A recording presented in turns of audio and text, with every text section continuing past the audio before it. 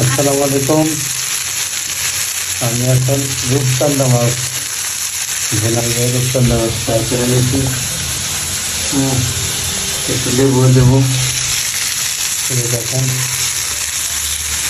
পেঁয়াজটা আগে হলো একটা ফ্রাই হয়ে আমি কিন্তু এখন লবণ দিয়ে দিতে হবে। ফ্রাই হওয়ার পরে ওই পেঁয়াজের সাথে টমেটোটা ফ্রাই হয়ে কিন্তু একটা ফ্লেভার তৈরি করবে। টমেটোগুলো খুব মজা লাগে খাইতে। আমি তেলের মধ্যে ফ্রাই করে নিয়েছি। এটা পুরো টমেটো যখন পুড়লে কাবাবের সাথে টমেটো পুড়ে তার চেষ্টা একটা ভালো একটা চিকেন একটু লেবু দিয়ে দেবে। সুন্দর করে চিকেন লেবুটা দিয়ে দেবে।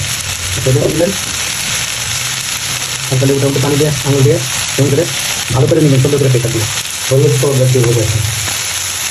হলুদ পাউডার আমি 1.5 চা চামচের মধ্যে দিব। আর দিব একটু জিরার পাউডার,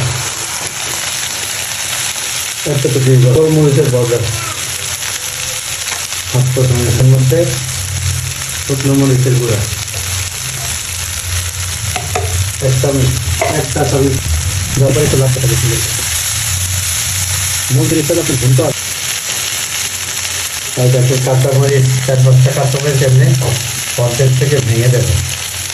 ভেঙে দেওয়ার মানে ফ্লেভারটা যদি ছাড়ে। আর এখন আমি লবণটা এখন দিব। আমি এই বাড়ি যাওয়ার পরে আমি চুলাটা বাড়াই দিচ্ছি। দেখেন মশলাটা পুড়লো না। আর এখানে যেহেতু টমেটো দিচ্ছি কালারটা আমার চলে আসছে। টমেটোর একটু ফ্রাই কারণ দেখেন আমার লাল লাল কালার চলে আসছে। এই কালারটা আমার দরকার ছিল। লবণ টবণ দিয়েছি দেখেন এখন জিনিসটা রান্না হয়ে যাবে। আর আমি জলটা আরেকটু দিতে হবে, যেহেতু আমি জলের মধ্যে একটু পাবো।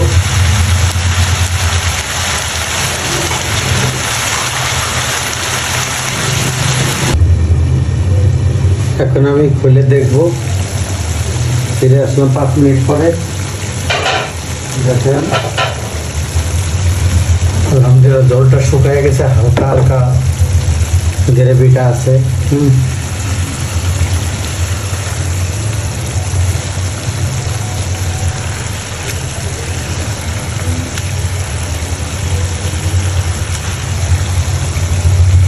মাছ ভালো করে ভাজি করে দেওয়া হয়েছে, লাগে নেই, একটু টানবে।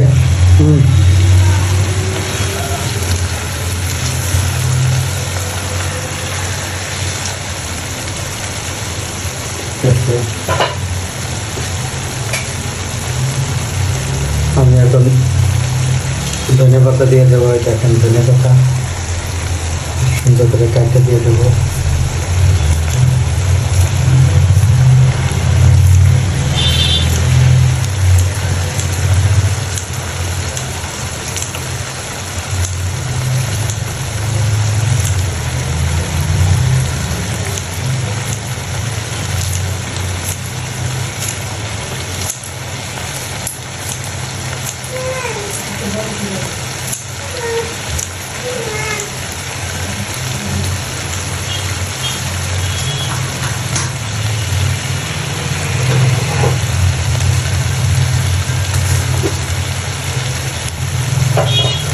নামাই নেবো আমি।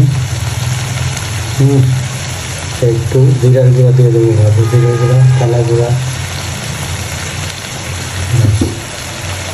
দেখেন আমার হয়ে গেছে